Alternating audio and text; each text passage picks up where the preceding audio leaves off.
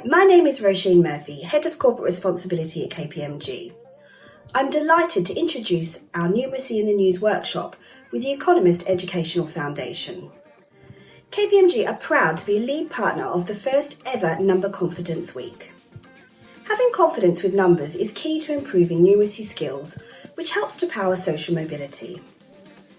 Please join us for the next 40 minutes and use your numeracy skills to make sense of the news, uncover facts and dig deep into the data. Thank you. Hello, I'm Tiffany Smiley. I'm the Programme Director at the Economist Educational Foundation. We're a charity that enable inspiring discussions about the news in and between schools. These discussions invite young people to be curious about the world's biggest ideas and challenges and ask them to consider what should be done about them. Today we're going to be talking about numbers in the news. Numbers in the news help us receive facts, build up knowledge on what is happening, and support opinions that we hear about a topic. But they can sometimes be overwhelming and scary as well. We're all currently hearing a lot of numbers in the news around COVID-19. For example, the number of people who've been getting the virus. Statistics don't really tell all the human stories, but they help us to understand what is going on in the news issue. Understanding how to interpret numbers in the news and ask ourselves questions about them is important for building knowledge about an issue and understanding its seriousness. It can also help us gain perspective. The current coronavirus crisis has shown us that thinking about numbers in the news is really important. In this session, we're going to have a go at a couple of short activities looking at numbers in the news to help us practice interpreting numbers and to think about some top tips we can apply to the future. These activities are all from a workshop that we at the Economist Foundation created back at the start of the year 2020. All the activities are about numbers in the news, and there'll be a link available so you can download and try all the activities in this workshop as well.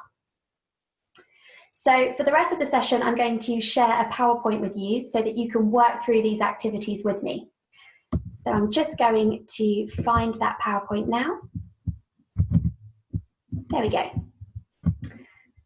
So we're looking at numbers in the news, and I'm going to be showing you a few slides, and each slide has a different statistic or number and image of something that's been in the news in the last few years. What I want you to do is when you see the first slide, I want you to look at the image, look at the numbers, and think about, what does this number tell you? Is it a big number? Is it an important number? Can you remember anything about the news story that it's relating to? How does the number make you feel?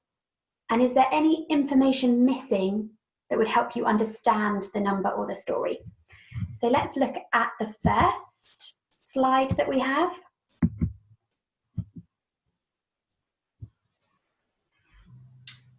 Here we go. So this is the first slide. So what does the number tell you? Is it a big number? Is it important? Can you remember anything about the news story? How does it make you feel? And is there information missing?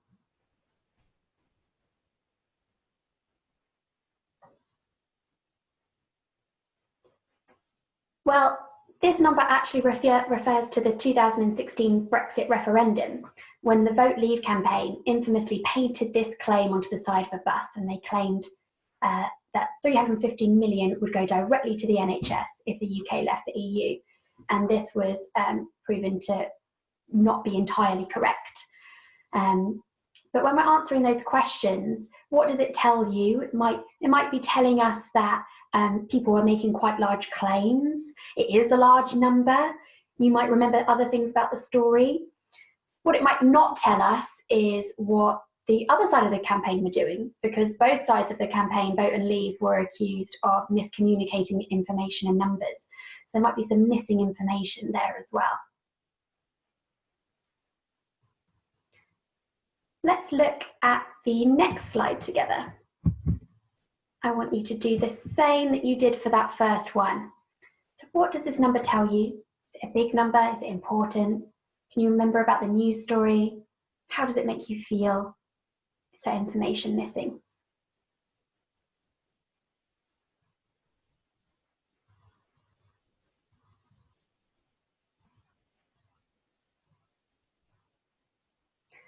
So this slide is referring to the Australian fires, which began at the end of 2019 and went on for months. At the time of us publishing our activities at the beginning of the year, it was estimated that over 500 million animals had been killed. Reports are even higher. There are some that go up to 1 billion now. And how this might make you feel, that number might be quite daunting and really, really huge. So you might feel sad or shocked about that. I think the image probably enforces some feelings because we're seeing animals there in and around the blazes. But that's a really, really huge number. It was in lots and lots of newspapers at the time. And then the final slide. So I've got two numbers here. I've got an image to help you. What does the number tell you? Is it big? Is it important? Can you remember anything about this news story? Is there anything a bit confusing about this one and what information might be missing?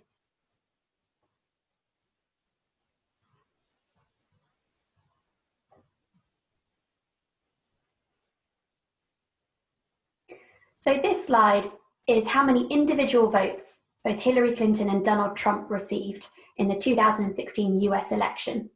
So there's going to be another US election at the end of this year. But in 2016, we saw Trump and Clinton going up against each other.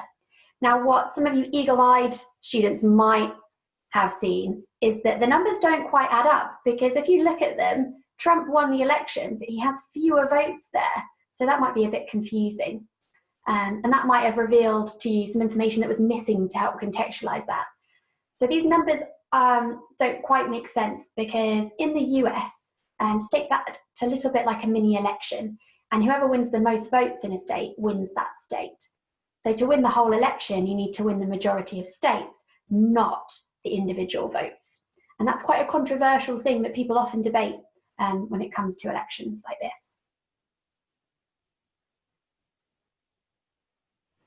So we've just had a go at looking at three numbers in the news over the last few years. Are there any top tips that you can take from your interpretation of these numbers? So think about what information a number or statistic does give you and what it doesn't give you.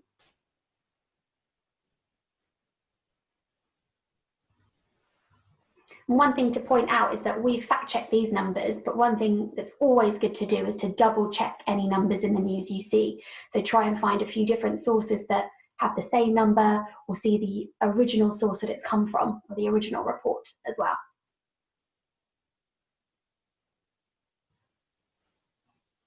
So thinking about your top tips, which might be really thinking about what the number's telling you, thinking about its size, thinking about if there's any information you don't have, or if you might be able to misinterpret that number in any way. What I've got on this next slide is a few headlines. Two of them we've made up, and the bottom one is actually a true headline. But we've made up some headlines with some figures here. So minimum wage set to increase to $10 an hour, 500 university places left empty this year, and world set to heat up by 2 degrees centigrade. So if you saw these headlines in a newspaper, how would you apply some of those top tips about interpreting number? What questions might you have to make sure you understand that number in context? How do you know it's an important number? What questions might you ask? So for instance, minimum wage set to increase by $10 an hour. You might want to ask, what is the current minimum wage?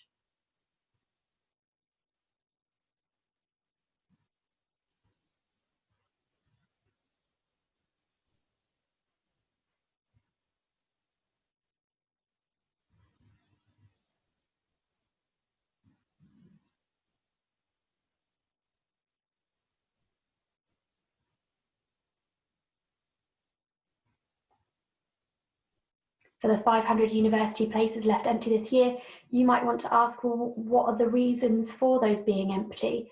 Or how does that compare to a previous year? Can I see the numbers of empty places left compared to last year? Because this could be seen as a positive thing if there were far more empty spaces the year before, or it could be seen as a negative thing if this has been a huge jump from the year before.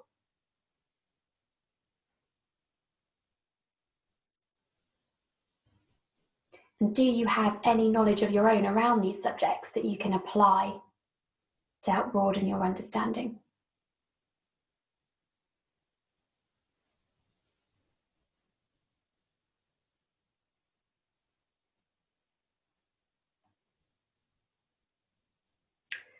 So the second and final activity we're going to have a go at is a presenting activity. And we've called this task Elevator Answers. And we're really looking to interpret number, but also practice some presentation skills. So think about the presentations you watch at school from other students or teachers, or that you've seen on TV, maybe a speech happening. And what makes a good presentation? It might be things like speaking directly to your audience, being clear and concise. It might be using some arm movements to help emphasize your points. Now think about how long it takes to ride an elevator up to the 10th floor of a building. So imagine you've walked into the elevator and you've pressed the button to 10 and you get in there with someone.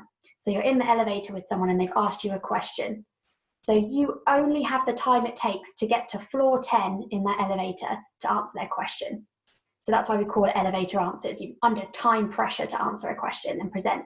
Let's imagine that's about 45 seconds, and that you've got 45 seconds to present an answer. Now on the slide here, you'll see I've given you a question, and that question is, which country or area should we target a climate change campaign at? And what you need to do is, based on the data that you've got here, you've got some information here, you need to prepare an answer to this question that only takes 45 seconds. Use the data as evidence.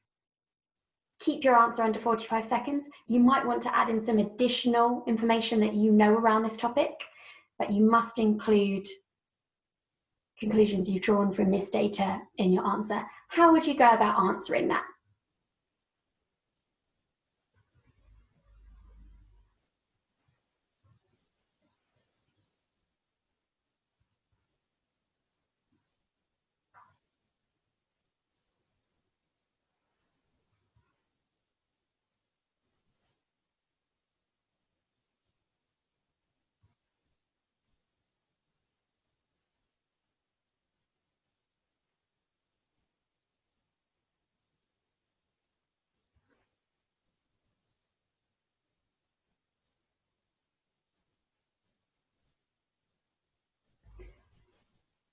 So you might have drawn different conclusions to someone else you're working with, or I'm sure everyone doing this activity might come up with slightly different answers based on their interpretation of the data. So we've given data there about 5 countries or areas of the world and their total carbon emissions in 2017. So the area or nation's total carbon emissions. And at the top there, we've got China, and right at the bottom, we've got the Gambias. So you might have chosen to answer your question based on maybe targeting the country or area with the biggest emissions, or you might have targeted an area or country that you know are doing a lot of work around this area, or you might have chosen to target a country that don't have high emissions already, so you might feel like they might be able to lower them. But hopefully you use the data in some way to think about your answer. Now that you've thought about your answer, I'm actually going to throw a spanner in the works and give you some additional data to help you answer your question. But this additional data might actually make it a little bit more complicated for you to answer the question. So it might be giving a bit more context to how we can think about carbon emissions. So the additional data I'm giving you there is, we've still got carbon emissions, but this time we've broken it down per person, per capita, per person in that country or nation. So all of the carbon emissions were divided up per person. This is how much you'd have for everyone. So take a moment to have a look at the new data and see if it affects how you're going to answer this question You've still only got 45 seconds to answer it though.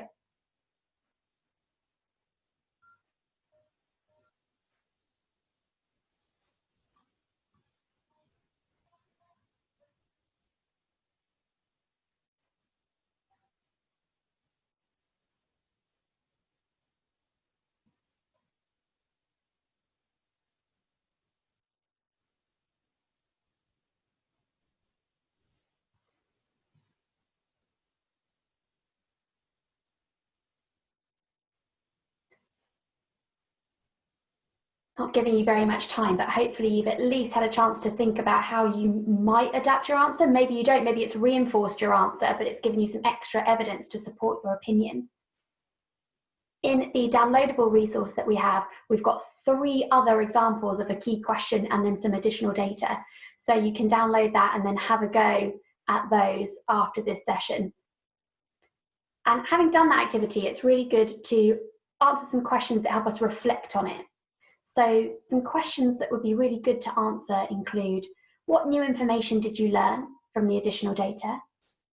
Did your answer change when you read that extra information? Did any of the data make it difficult to decide how to answer? So are you a bit confused? Sometimes numbers don't give us the answers. They actually make us ask more questions.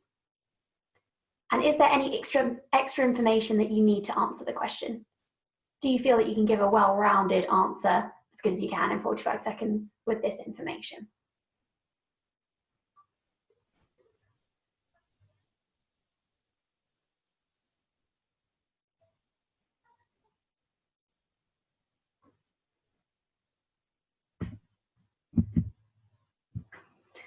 So as I've mentioned, this entire workshop, Numeracy in the News, is available via a link which you'll have access to, and there's several hours of work and activities in that download. So I'd really encourage you to go and have a look at those different activities and have a go at those.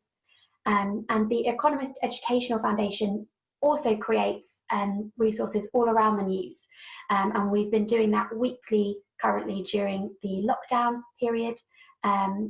And we've got a whole range of both classroom and at-home learning resources. So you can go to our website to check that out and find more information about that.